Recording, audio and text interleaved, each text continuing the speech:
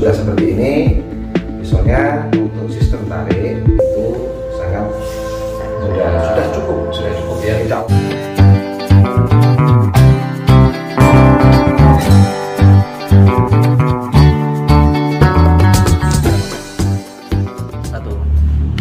Bismillahirrahmanirrahim. Assalamualaikum warahmatullahi wabarakatuh. Waalaikumsalam. Tretan Mondo Domba dimanapun Anda berada hari ini, tepat di tanggal 1 Juni hari lahirnya Pancasila, kami berkunjung ke Master Asah Juleha Jember, Mas Walid. Kita akan diskusi beberapa hal. Di depan kami ini sudah banyak pisau dan golok sembelih. Nanti akan kita review satu persatu, dan hari ini kita akan diskusi perihal bagaimana teknik menyembelih dengan sistem tarik. Kita harus tanya pada pakarnya, walaupun memang belum langsung praktek, tapi setidaknya dengan teori itu menjadi bekal bagi para penyembelih nanti, bagaimana sistem terbaiknya untuk menyembelih. Apakah perlu harus tenaga yang sangat kuat, ataukah perlu teknik seperti apa? Yang jelas bagaimana kita bisa menikmati cara menyembelih seperti itu. Oke, Mas Khalid, ya.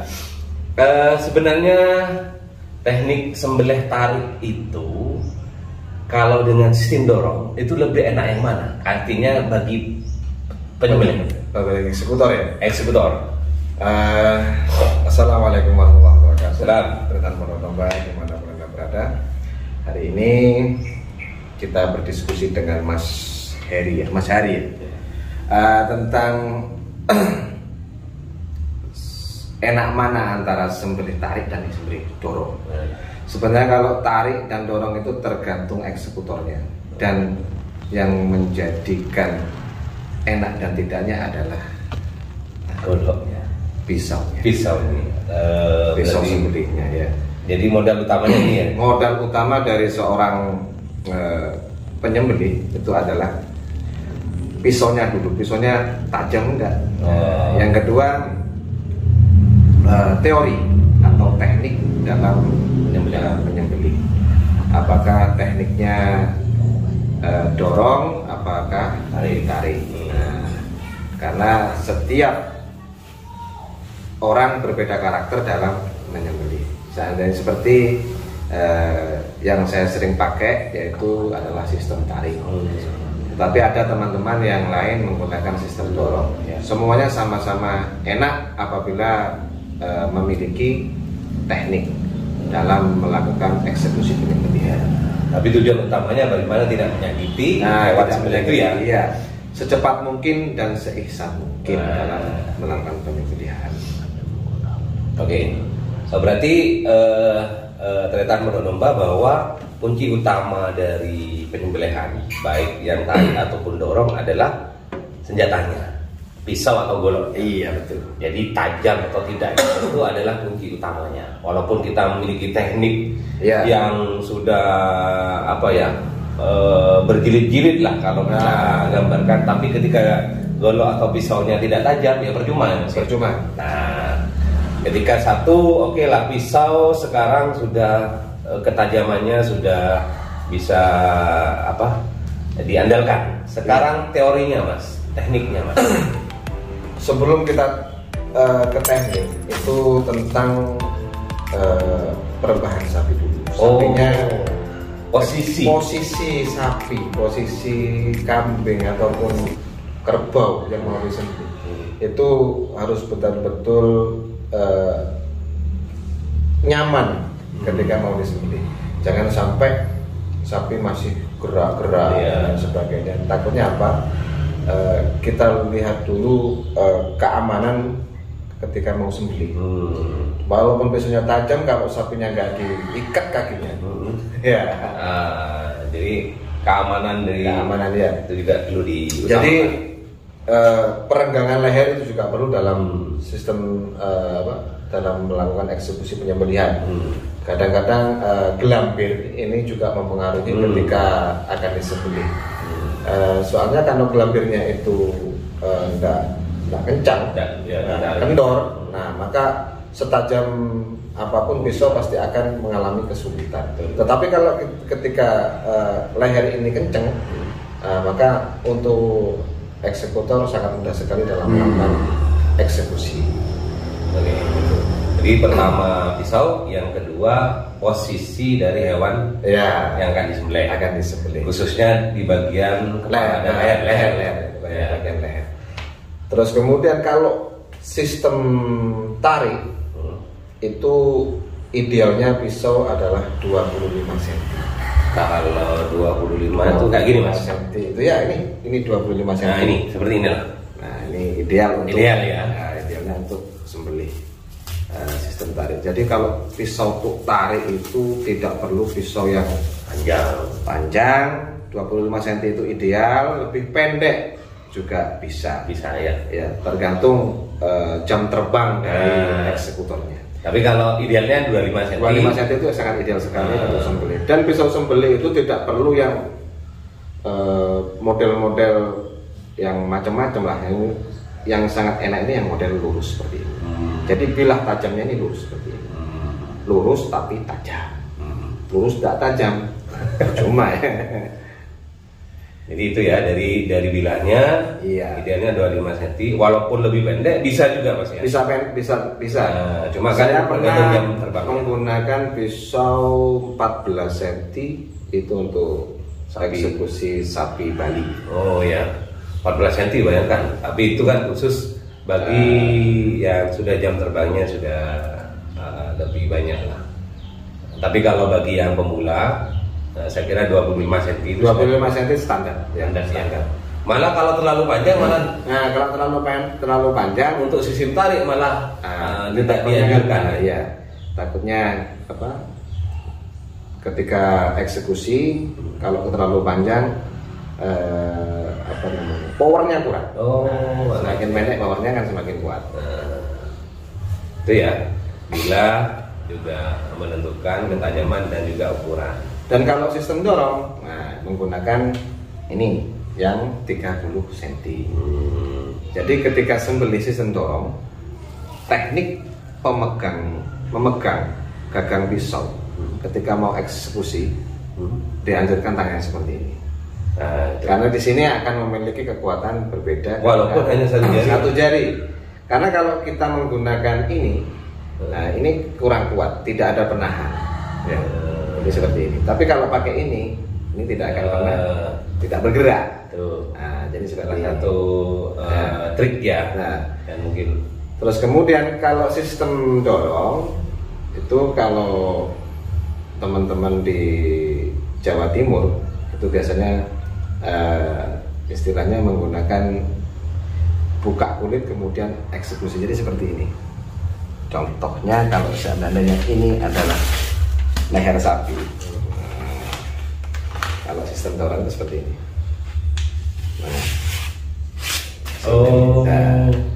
Jadi dari pangkal dulu. Iya, dari pangkal dulu. Seperti ini. Tarik ke belakang. Ya. Terus kemudian didorong. Fungsinya adalah untuk membuka dulu ya. Iya.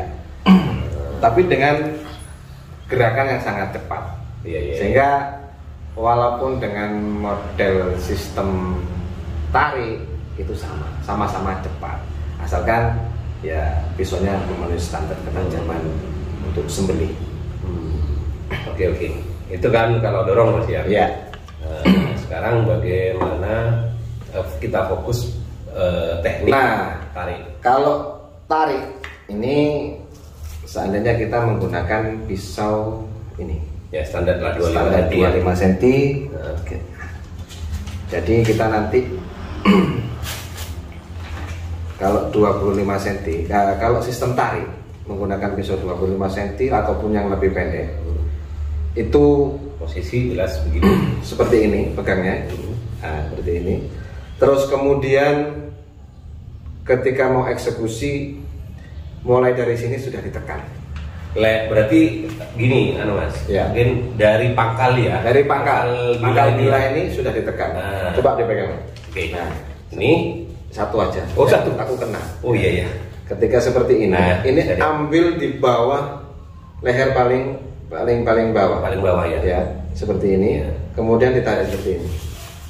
Nah, seperti ini.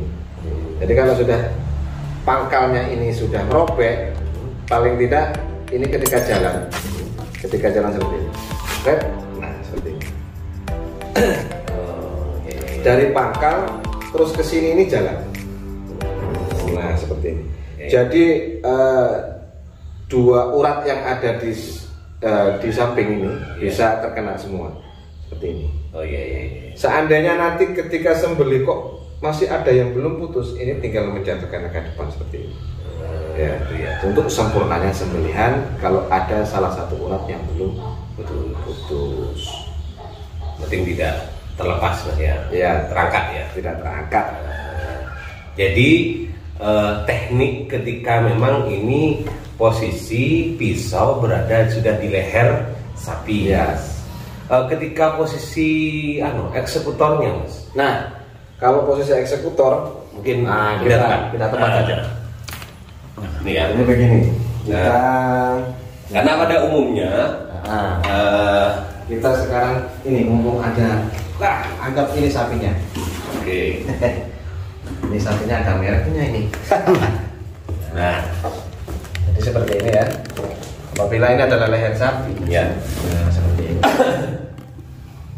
Karena kan umumnya kan gini Mas. Ya. Kenapa perlu teknik posisi dari penyembelih atau eksekutor itu? Karena pada umumnya kalau pas Idul Kurban itu sapi kan berada di tanah. Iya. Berbeda kalau di RPH yang sudah posisinya sudah di atas ya. Iya. Kita kan sudah lebih enakannya. Nah ini kan kita praktek itu pada posisi memang sapi berada di tanah. Ya. Nah itu kan begitu Mas ya. Ya betul. Nah, jadi kalau sapi sudah berada di tanah, usahakan kepala sapi ya, itu berada di atas. Jadi seandainya ini kepala sapi. Kalau biasanya kan seperti ini sapi kalau tidur ya. Atau seperti ini. Jadi kepala itu harus seperti ini. Oh. Ini mulut sapi ya di sini ya. Iya. Nah, ini mulut sapi. Ini leher. Jadi urat dua urat kan di sini ya kanan kiri. Ya. Jadi uratnya kan ada di sini. Iya. Nah, dari sini sama di tengah. Iya. Seandainya ini adalah leher sapi. Betul. Ini kepala posisi mendangak seperti ini. Jadi posisi kepala harus betul-betul di atas seperti ini. Jadi kan lebih enak dalam eksekusi. Iya. Nah, sekarang yang menjadi pertanyaan, posisi sembelihnya seperti apa yang enak? Posisi orangnya Mas. Ketika sudah posisi seperti itu, ya. Kalau sudah seperti itu nanti kaki depan, kaki kanan ada di depan. Ya, kaki kanan ada di depan. Nah, seperti ini. Sudah. Nah, kita eksekusi saja seperti ini. Nah, diambil dari paling bawah. Paling pangkal ya. Ya, tadi kaki depan tetap di depan. Nah, seperti ini. Tertarik. Seperti ini. Ya. Ini kalau memang di mana? Di tanah itu posisinya memang seorang eksekutornya merendah ya. Oke, kuda-kuda rendah. Nah, seperti ini. Kita sembelih, kita ambil. Nah, kan seperti ini. Kita ambil dari sini. Kalau ini adalah leher bagian atas, ya. Ini leher bagian atas. Kita ambil dari sini. Nah, ini ditekan sudah. Tekan. Ya, kira-kira seenak mungkin ya, kita tekan dengan pisau yang sangat tajam. Dan dari pangkal bilang. Dari pangkal bilah. Ini sangat tajam sekali pisaunya. Dari pangkal bilah kita tarik seperti ini. Nah, seperti ini. Jadi habis ini sudah. Sampai ujung ya. Ya, sampai ujung akan habis. Nah, seperti ini. Itu teknik untuk sembelih. Tapi kalau sapi kan nggak mungkin segini kan? Karena cukup lebar. Cukup masih mungkin segini lah. Iya. Tapi kan seperti ini ya. Kadang-kadang kan masih dikasih bantalan di bawah. Betul. Ya. Tapi posisi leher harus betul-betul kenceng ya. ya, sekencang-kencang mungkin. Jadi jangan sampai posisi leher kendor ketika sistem tarik, karena kita gelambernya tuh berusaha mungkin ditarik ya. Nah, ditarik. Jadi kalau ini gelamber ini tarik tarik. Ya. Tarik seperti ini, nanti lehernya akan seperti ini, baru kita eksekusi dari bawah. Oke. Seperti ini. Jadi sebenarnya tenaga itu masih juga menentukan, Mas. Artinya power. Ya. Jadi power dalam menyembelih seorang eksekutor, sistem tarik ya, sistem tarik itu lebih kuat, harus lebih kuat, karena ingat pisaunya pendek. Pisaunya pendek, bukan pakai pisau panjang. Terus kemudian mungkin 35% lah dari kekuatan power kita. Terus kemudian jangan lupa pisau itu harus betul-betul tajam, dan ketajaman pisau itu cukup sekali untuk saat kertas seperti ini saja. Ini sudah cukup ya. Dan ini sudah cukup kalau sudah biasa sembelih sistem tarik, pisau segini sudah cukup untuk sembelih sistem tarik. Dan jangan lupa untuk teman-teman eksekutor, ketika sembelih baca doa dan memiliki bersih atau dari hadas kecil. Aku sambil wudhu lah.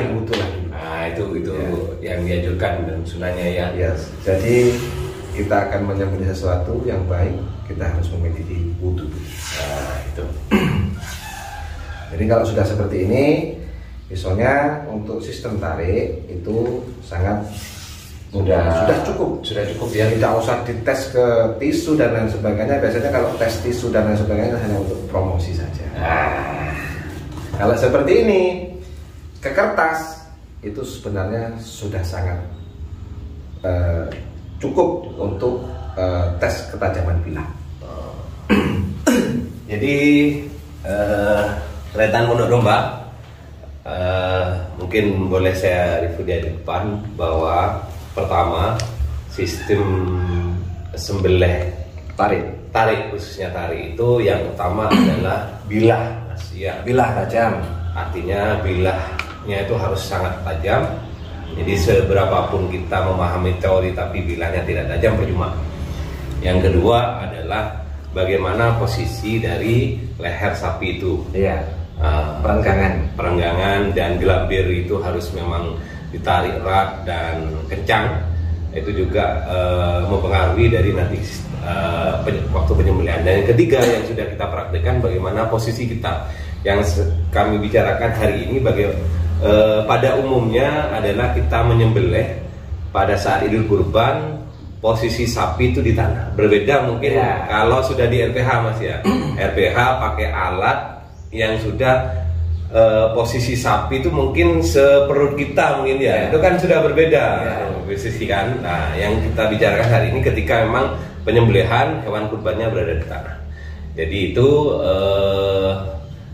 teknik atau teori bagaimana kita menyembelih hewan kurban dengan sistem tarik. Jadi kalau memang ada yang belum jelas, nanti bisa ditanyakan di kolom komentar. Nanti insya Allah dijawab oleh Master Asah, Mas Fadid dari BPH Jember. Mungkin itu saja dulu diskusi kita terkait dengan sistem sembelih tarik. Kurang lebihnya mohon maaf. Saya akhiri, wassalamualaikum warahmatullahi wabarakatuh. Salam Pondok Domba.